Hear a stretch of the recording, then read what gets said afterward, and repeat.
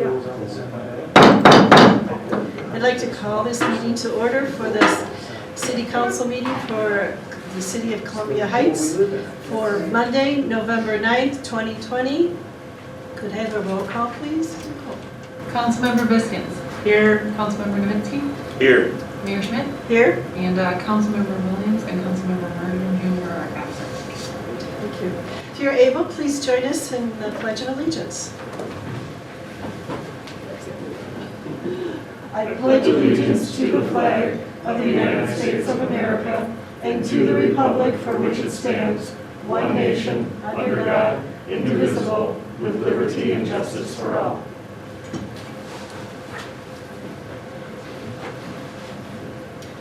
Next, I'll read our mission statement. Our mission is to provide the highest quality public services. Services will be provided in a fair, respectful, and professional manner that effectively addresses changing citizen and community needs in a fiscally responsible and customer-friendly manner. The next item is the approval of the agenda.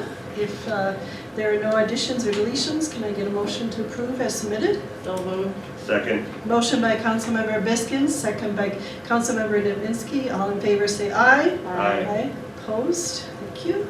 Next item is the consent agenda. If nobody has any questions on this, our city manager, Kelli Bourgeois, could you read through them, please? Thank you, Mayor, members of the council. Item 1 is approval of the October 12, 2020 City Council meeting minutes. Item 2 is approval of the October 26th City Council meeting minutes. Item 3 is approval of the November 2nd City Council work session minutes. Item 4 is acceptance of the October 7th Library Board minutes. Item 5 is replacement of windows at the Public Safety Building totaling $19,000. Item 6 is purchase of fitness equipment for the Public Safety Building totaling $21,524.81. Item 7 is approval of Resolution 2020-91, accepting the feasibility report for Zone 3B street seal coat and ordering the public improvement hearing for December 7th. Item 8 is Resolution 2020-92, accepting the feasibility report for state aid street rehabilitation and ordering the public improvement hearing for December 2nd. Item 9 is adoption of Resolution 2020-93, accepting the feasibility report for Zone 4B and 5 street rehabilitation and ordering the public improvement hearing for December 7th. Item 10 is the HVAC maintenance contract for 3 years with Horwitz, totaling $149,544. Item 11 is a resolution electing to participate in the local housing incentives account program under the Metropolitan Livable Communities Act, and that's for calendar years 2021 through 2030, and that's a renewal of what we have currently done. Item 12 is a resolution approving subordination of a mortgage in connection with the city's single-family deferred loan program. That's 2020-95. Item 13 is approval of business license applications in your packet. And item 14 is a review of the bills totaling $1,584,036.14. Thank you. I do have one question. Yes. I forgot to mention this. In the library minutes, it talked about a Pat Sawada Memorial. Is that true? Have you heard anything about that as possible scholarship? I have not heard anything about that. If check you on do, it and let you know. please let us know. Absolutely. Thank you. If there are no further questions or comments, could I get a motion to approve? Move to approve the consent agenda. I need a second. Second.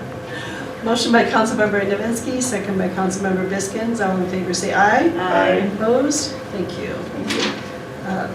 Next item is public hearing, a resolution approving a variance for the property located at 1329 41st Avenue Northeast. And who's going to be discussing this? Elizabeth should be on. Oh, okay. Here.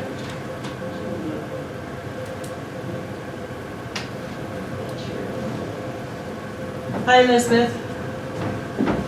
Oh, hold on.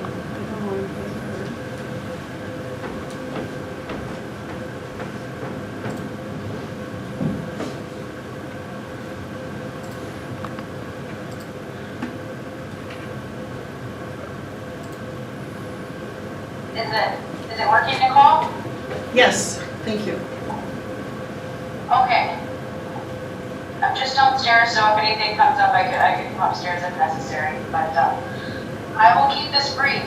So, the item we have here is the property owner at 1329 41st Avenue has requested a variance to standards of the zoning code to allow for the construction of an attached two-car garage. The property owner has submitted a survey and site pictures illustrating the proposed location of the garage and a narrative for your consideration. The two requests are, number one, a variance to allow the accessory structure to be 19.95 feet wide. The City Code Section 9.106C1M requires that accessory structures shall be no less than 20 by 20 in size. The second variance is to allow for the garage to be within 0 feet from the property line. City Code Section 9.109C requires that the minimum required setback is 5 feet based on the R2 district standards. The survey that was included in your packet illustrates what the property owner is requesting. And as you can see, the lot is kind of a funky shaped lot. It gets wider as it goes farther north and narrower as it goes south onto 41st Avenue there. And there was an existing one-car garage at one point when the property owner first purchased the home. He's done some pretty significant renovations to the home and removed the attached one-car garage. And that's kind of shaded in on the survey there. What he'd like to do is rebuild a two-car garage. He would like to have it still attached to the house, and there's a door on the east side of the house, and there's also a fairly significant grade change as you go farther north on the property. So that is why he's proposing the proposed location of that garage is as it's shown on that survey. The front corner of the home, the front, which would be the southeast corner of the home, is where the variance is needed for the property line, the setback variance. He would like to have it go right up to the property line. And then, as you can see on the survey, the variance for the width of the garage, we do have that standard that requires the garage be 20 by 20. And so he, in order to go right up to the property line, will be just under that 20-foot standard. So those are the two requests.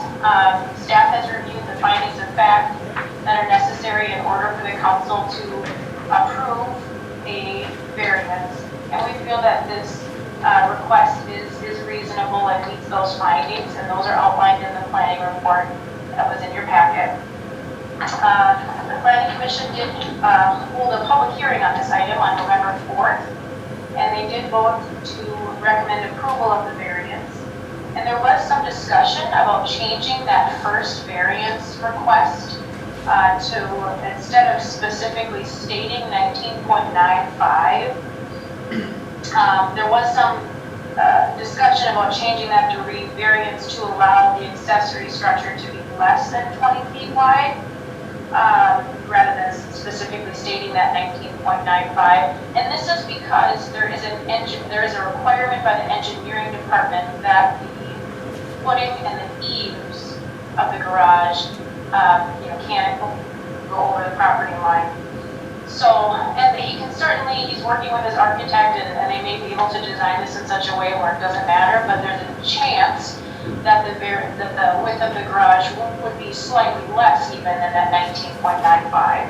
And so that's why we had that discussion. However, we talked about a lot of other things at that meeting too, and at the end of when the motion was made, the Planning Commission made a motion to approve the resolution as it reads.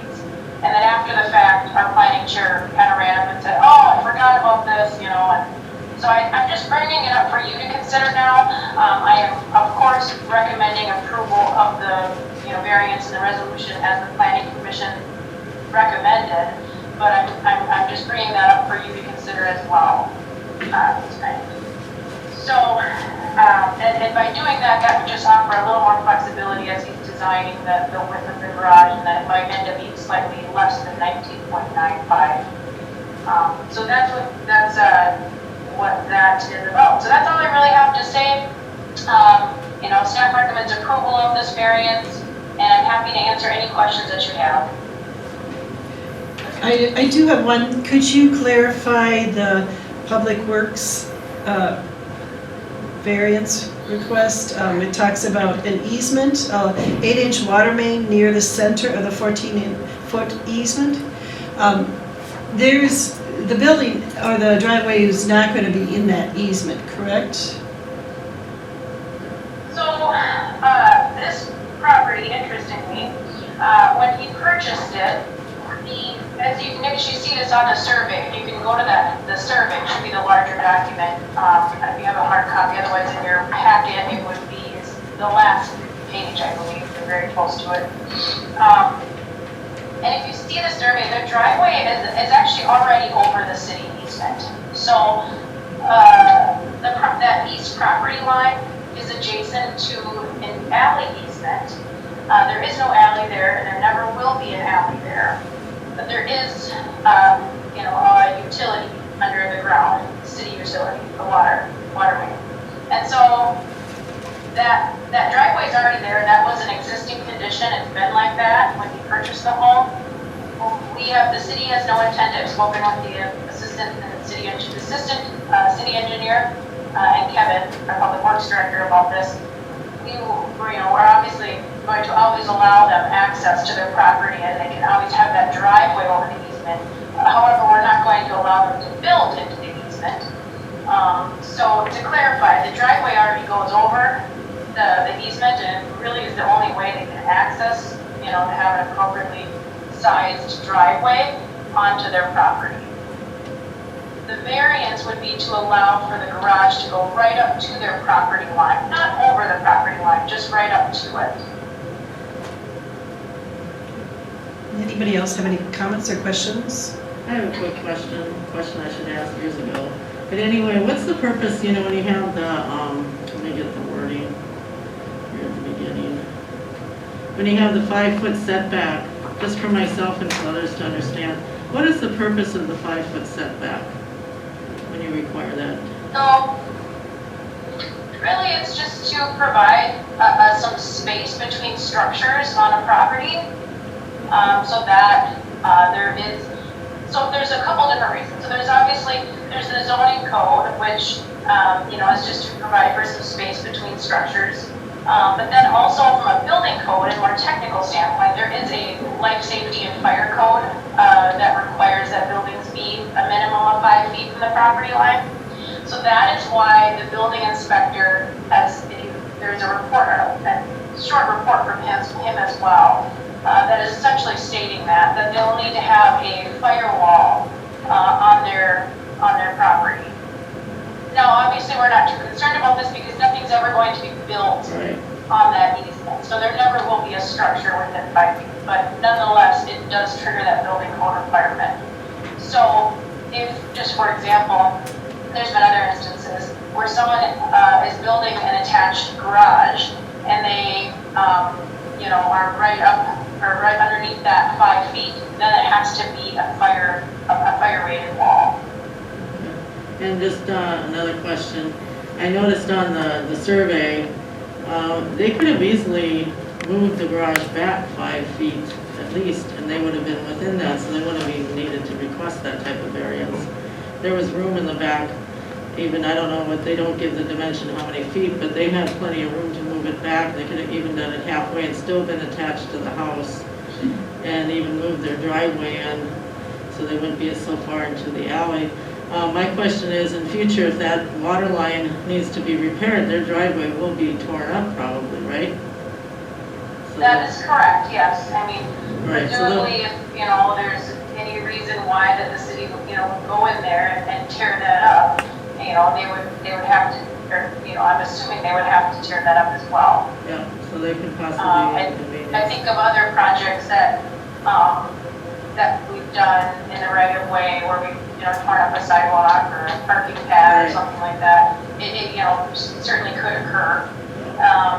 As far as to address your first question about the location of the garage, so the setback is really only for that front corner, and the necessity for keeping the garage near the south corner there is because there's a door into the house. And so he wanted to keep the garage in that location because it will be attached to the house and there's a door into the house. So On you the didn't east want- side of the house, that wall. He didn't want to move the door. And so otherwise it wouldn't line up with that door. Okay. Okay, that's it. Thank you, Elizabeth. Yep. Councilmember Minsky, did you have any questions or comments? No, I'm familiar with this property, and the upgrades he's doing is really an improvement to the area. And the driveway was like that, so yeah, I'm for this, to approve this. If there are no further questions, this is a public hearing. Is there anybody from the public that would like to speak regarding to this property? Anybody? All right, I need to have a motion then. We need to make sure we change the wording. Well, we can, So I would, if you are, Madam Mayor, if you are looking at changing that, I would suggest just having it to read for number 1, variance to allow the accessory structure to be less than 20 feet wide. Can we just make that as a condition then? With the condition, with the change in the, number 1, so if we make the motion when we make the motion, then with the change made to number 1, the first variance to change it to be less than 20 feet wide. Is that all we need to say Correct. then? all right, can I get a motion to waive the reading then? Okay, move to waive the reading of Resolution 2020-96, there being ample copies available to the public. Second. Motion by Councilmember Biskin, second by Councilmember Nowinski. All in favor say aye. Aye. Opposed? Move. Go ahead. Move to adopt Resolution 2020-96, approving the variance for the property located at 1329 41st Avenue Northeast with the change on the first variance to allow the necessary structure to be less than 20 feet wide. Second. Motion by Councilmember Biskins, second by Councilmember Nowinski. All in favor say aye. Aye. Opposed? Thank you very much. Thank you, Elizabeth. Thank you. Great. All right, moving on to council and administrative reports. Anybody from the council? Connie, go ahead.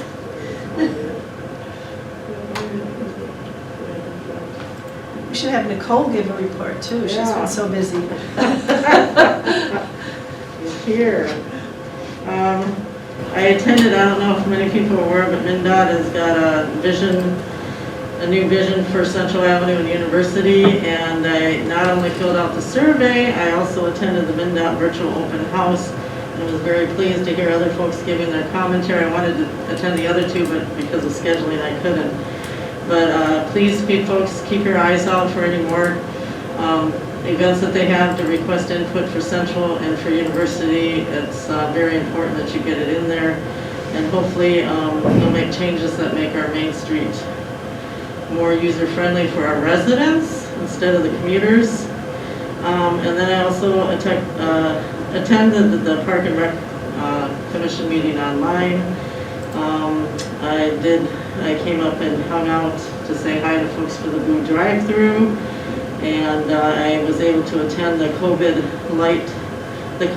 candlelight vigil online for those who have passed away due to COVID, and also attended the Planning Commission for the last 2 weeks. Thank you. Councilmember Nowinski.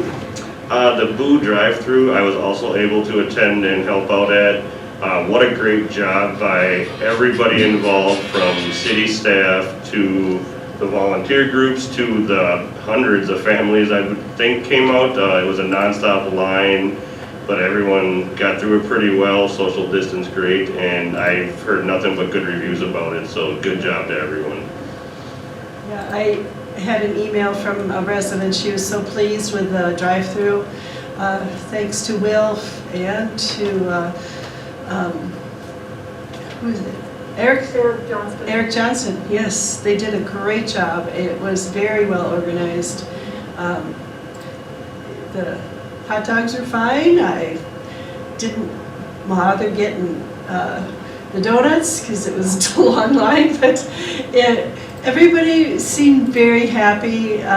So many volunteers, we thank you for all those that volunteered. There were several people besides staff out there. And I'm sorry I left before it got dark, because the pictures after dark were amazing. It was very colorful, and it did look like a lot of fun. I know if I had kids, they would have loved it. So I appreciate all the city staff did, and all the volunteers too. Thank you for everything.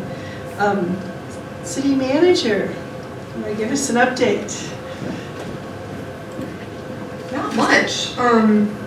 I also got to attend the Boo drive-through, and yeah, there's just a huge group of both staff and volunteers.